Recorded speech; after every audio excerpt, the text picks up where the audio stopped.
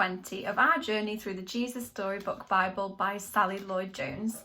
This chapter is called A Little Girl and a Poor Frail Lady. There was once a little girl who didn't get out of bed one morning, or the next, or the next. In fact, she didn't get out of bed for a whole month. She was very sick and no one knew how to make her better. Jairus was her daddy and he loved her. One day, Jairus was sitting by her bed holding her hand, wishing there was something he could do.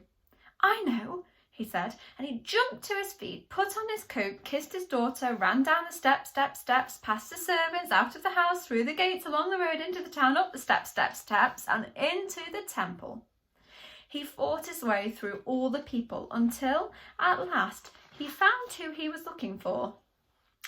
"Jesus," he said, falling at Jesus' feet. "My daughter," he pleaded, "please." But he didn't need to beg, because before he'd even finished speaking, Jesus reached out his hand and helped him up.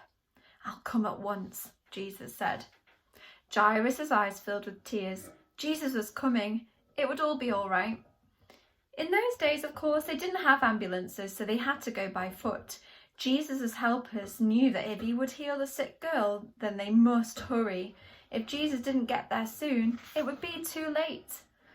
But everyone was in the way, hustling and bustling, jostling and pressing and pushing, shoving, squishing, squashing. The disciples ran ahead, forcing back the crowd. Suddenly, Jesus stopped. His friends looked back. What was he doing? "Who touched me?" Jesus asked, because he felt a power go out of him. "Me," said a frail lady, looking down at the ground because she was ashamed. The poor lady had been sick for 12 years and she had to get well.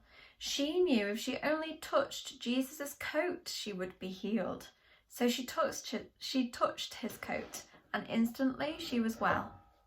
"We don't have time," Jesus' friends said. But Jesus always had time. He reached out his hands and gently lifted her head. He looked into her eyes and smiled. "You believed," he said, wiping a tear from her eye, "and now you are well." Just then, Jairus' servant rushed up to Jairus. "It's too late," he said breathlessly. "Your daughter, she's dead." Jesus turned to Jairus. "It's not too late," Jesus said. "Trust me." At Jairus' house, everyone was crying, but Jesus said, "I'm going to wake her up." Everyone laughed at him because they knew she was dead. Jesus walked into the little girl's bedroom, and there, lying in the corner in the shadows, was the still little figure. Jesus sat on the bed and took her pale hand. "Honey," he said, "it's time to get up." And he reached down into death and gently brought the little girl back to life. The little girl woke up, rubbed her eyes as if she'd just had a good night's sleep, and leapt out of bed.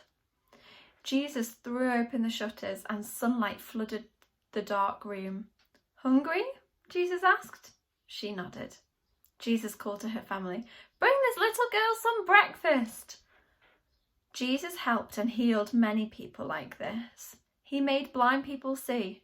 He made deaf people hear. He made lame people walk. Jesus was making the sad things come untrue. He was mending God's broken world. I cannot wait to read chapter 21 with you next week. Bye.